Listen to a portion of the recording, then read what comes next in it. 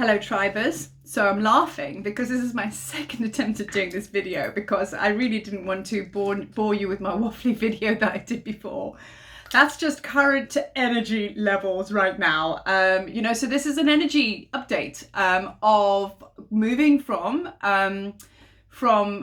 March into April. Yesterday we had the new moon, which was a very, very powerful manifestation moon.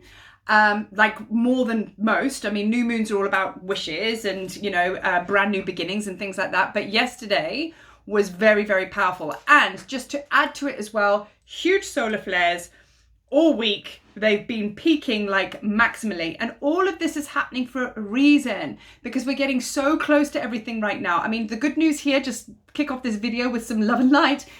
April is heart month, it's like we're opening up into our hearts now in such a big way, which is why we've had such an ass kicking relentlessly. And a lot of us are still sick, and we're all being cleared with our heart chakra, throat chakra, brow. It's all being cleared. And also as well, our upper chakra, which is the 8th dimension. This is your acceptance of your core power when we start going into this chakra here. So between here and here, like there's a lot going on, right? So I just want to move you around a bit here. There we go.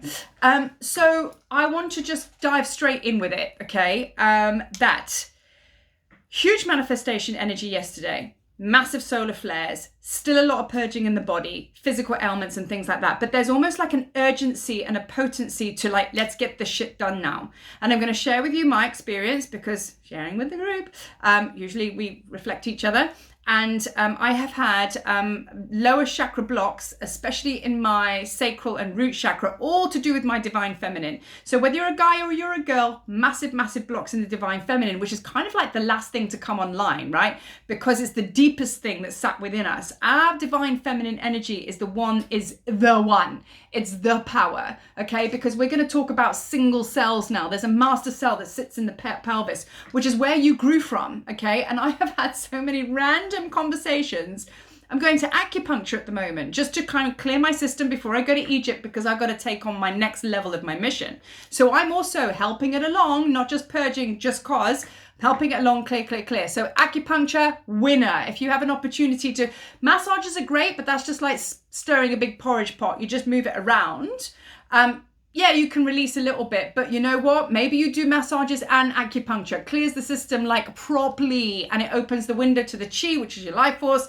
Cannot recommend it enough. Sidebar recommendation there. So now, going back to the divine feminine, a lot of us have had these energies blocked because it's our most powerful. I mean, whether we put it there to protect ourselves in past lives, whether it was basically going through something really horrific in our lives, which made us like, cut off that divine feminine energy, whether you had like a shitty parent experience with your mom, whatever, or parents, it doesn't matter. But the bottom line is it's all blocks and it's there. And if you can, I always get shown like water. If you think about like running water all the way down your central power channel, and imagine in your root chakra, it's just clogged up with sand. So it's like running water, and then it gets to the bottom, and it just, and you get like it comes through the sun, and there's like a drip of energy. This sand now needs to be cleared so it can just go straight out of you. Now I am really, really blessed, thank you Spirit, to be surrounded by some really powerful healers and teachers that are supporting me, that I've reached out to, and they've heard my call, and they're supporting me before I go to Egypt to do some really big work, the biggest preparation work that I have done to date before I go to Egypt on the 19th. And you know what, I've said it before in videos as well, it's not just about Marie talking about the Egypt tour. No, you have a version of that in your life as well. That might be leaving a job to go to a new one. That might be putting your lease in and saying, I'm not cancelling a lease on something, moving your child from one school to another. There's something which may constitute in your life, it's all relative, where it's like there's a big damn deal, there's a shift coming in, a big shift. So, you choosing your power, you claiming your power, and you getting in alignment with what you're really supposed to do. So what version of Marie's Egypt tour is that in your life? Because I know I've set that up for myself. What is yours? And if it's not there, question why it's not there, because there's something for you which you haven't maybe taken your eye line up further enough to lock in with yet. But that's what's happening. So anyway, this divine feminine power now, be very, very deeply so. Each time we work on ourselves, we work for the collective, not just for ourselves. So when we create, divine feminine power is creation. It's that master cell, as I said, from that oneness, and it sits in the pelvis. So if you're trying to create and live a happier life and be connected into spirit and just feel joyful and peaceful and just happy, then your divine feminine, if it's blocked, you're not going to experience any of that. Okay, so that's where we're all at. So I really feel that it's not just a purge just for me clearing out my divine feminine. I believe I'm working collectively. I always do. We all do.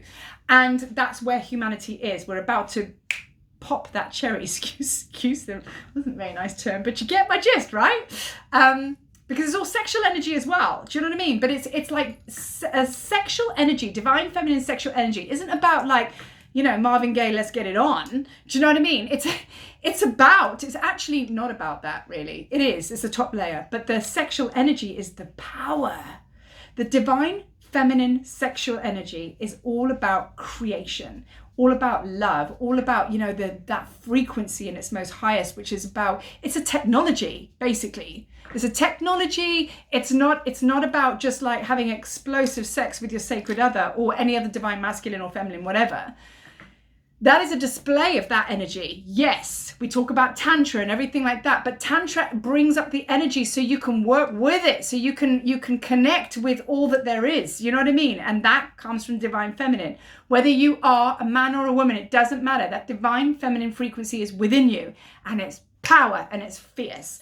So that makes you wonder, makes you realize that why it's the last thing to come online now, because it's the most powerful part of you, and they made sure that it's the biggest thing that was locked away and inaccessible. But not anymore. Game has changed. So just with that, I'm holding here. This is beautiful. A friend of mine gifted this to me. Thank you, Tony, who came all the way to one of my ceremonies here in Cape Town. And she gifted me this. And I remember she left it on the altar. She said, that's for you. And I was just like, wow, that is so, so cool. But at the time I was like, how do I use that? And that was quite funny because I have always struggled with really getting into the earth. Your support in everything that you do is from the earth, okay? Now, funny, she gave me this and I was like, don't know what to do with this because I wasn't grounding all the way into the earth, okay? So the union, the grounding, the coming into oneness, you have to be as above, so below, okay? So talking about that divine feminine block, this essentially is Gaia, the tree, okay? And this here is me. It's my multi-dimensional self. I suppose you can call me a tree. But inside, she's hollow. The energy runs and it comes all the way into the crystal, into the earth. So this is like, this is how the energy's got to go. It's got to come in, it's got to go down, it's got to go into the root system that connects with the other root systems of all the trees. All of those sacred ancient wisdom keepers, you're part of that. But if you're not tapping into that, you're not going to feel the support. And Gaia is your support. So if you are not behaving as a portal because you're blocked, then your energy is going to come in and you're actually doing a really good impression of a bucket, okay? We don't want to just catch energy here. We need it to flow, which is why another reason these lower chakras need to come unblocked, because we need to flow. And when we have that flow, as above, so below, so within, so without, that essentially is union, okay? So coming into that kind of divine masculine and feminine union. So with that, I'm going to briefly explain to you about that. Spirit, when spirit meets matter, okay? Spirit is the divine masculine. He seeds the divine feminine. He sends his seed to her. When spirit, divine masculine, seeds the divine feminine here, so he sends to her, then a beautiful thing can be created, which is harmony and balance. Osiris, divine masculine, the seed. Isis, the divine feminine, the womb receives. Then something is created. Horus, their child, but he was the divine reflection of harmony and balance. Yes, he was also about protection and everything like that, but you get the gist of what I'm saying. That is the twin flame triad. But primarily, the two need to come together, and then guess what is produced? So that's where we're at. So all of this divine science coming into our lives right now, we're really starting to understand it, because we are the womb. Okay, whether you're a man or a woman, it doesn't matter. You're a womb. You're basically a divine incubator to create what? Connection as above, so below. It's the divine union, it's the balance, right?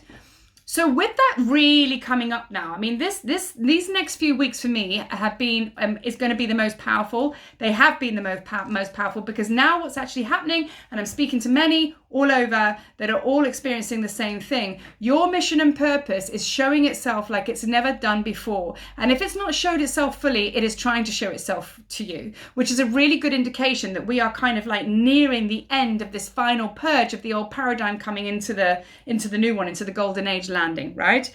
So for me, it's like I've been given crystal clear clarity from these divine teachers and healers that are around me, working with me, preparing me before I go to Egypt. I know exactly what I need to do. It's beyond, there's the group that I'm taking, and that's a whole thing on its own. And then beyond that, I have my own personal mission that I've got to go to Egypt for, which is like a whole nother 10 million videos right there.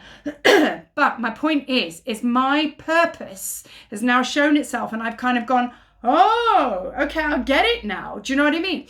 And now other sisters that I've been talking to, they have been called to do very powerful work. Crystal skulls are turning up, and they're working with these powerful crystal skulls. And they're like, well, I've got this skull. I don't know what it means, but I know that it's something huge. So everybody's having this crescendo balloon pop moment, as I call it, where we're really coming to the forefront now, where you're really being called into your mission and purpose. It doesn't necessarily mean you should be going traipsing the lands of Egypt, or doing crazy things like that if that's not what's in alignment with you. It could be starting another business. It could be moving to another country, because remember, what you do for yourself, you do for the whole grid, and you need to be happy and you need to be in alignment. So you've got to do your inner work, because your inner work is your outer work, means for the rest of humanity. So it's all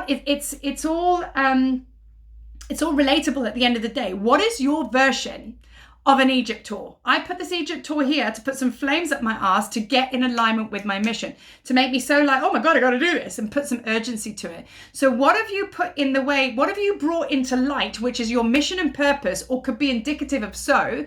And there's going to be a bit of a challenge there, and it feels really in alignment with you. What have you got on the horizon there, which you can literally, so close, you can touch it now? It may be walking away from an old relationship. Your sacred no is so upfront and center right now, more so than it's ever been, okay?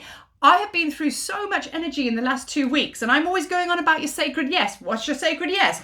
Well, let me tell you, I have been absolutely activated, triggered, God knows what, into giving my sacred no. And that was intense, man, because I'm always like, yes, but you've got to be discerning, because it's okay to be discerning, because it's not all about like love and light and saying yes all the time. It's also saying, no, that's not right for me. So that is honoring your journey within. So your sacred no will be coming into play a lot right now, which is going to make you feel super uncomfortable, but you got to go through that, So sacred yes will kind of like, when you turn something off or lie it into dormancy, it's just sacred no.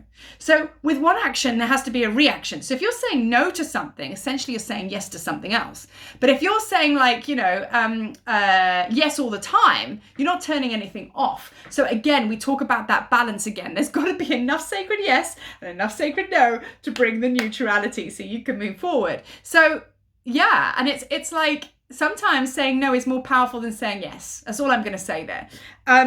So just to surmise, the energies of April, we're moving into a completely different realm now. The portal is open. For me, the most powerful time in Egypt, 2 very, very sacred holidays, 25th of December and the 21st of December, of April, which is the first day of the tour, is the Wadjet, the Feast of Wadjet. And it's the most sacred and holy time in Egypt. And I've been blessed by the gods to call forth my tour to start on that day. Very connected to Wadjet, very connected to the serpent energy and ayahuasca. I've spoken about it in other videos. So my point is basically, I didn't know about that. I only kind of got the download consciously afterwards. So my soul, our souls knows exactly what it's doing. So we just need to get the F out of our way of ourselves. Do you know what I mean? Just sit your ass down and let your soul take the lead, right? And now I'm unpacking it all. I'm going, oh, wow, okay, this makes sense. And all the dots are coming together. I didn't consciously put that together. My soul did. So sit back, let Jesus take the wheel, and trust. And know that this month of April is going to be very powerful. It's going to bring up an awful lot. And don't panic, don't worry, because that awful lot is the stuff you haven't dealt with. You want it to go. Kick it on its way out the door. Bye. Do you know what I mean? It's like, that's what you're doing here. So just rest. So many of us are so tired. I'm literally going to go and lie down after this video because I have been in bed all week and I have been purging emotionally and energetically on such a level that I don't have much energy in the tank, which is why I've been so quiet on videos and stuff like that. So respect and honor your process and your journey, and know that as we move through April, it's probably going to be the most powerful month. It's the crescendo. So just absorb everything that I brought through here. I will do another video within the month of April. I will be posting while I'm in Egypt, sharing the energies and the frequencies with you. So watch out for that. But yeah, keep resting, keep loving, and just keep being. Love, and a whole lot of peace.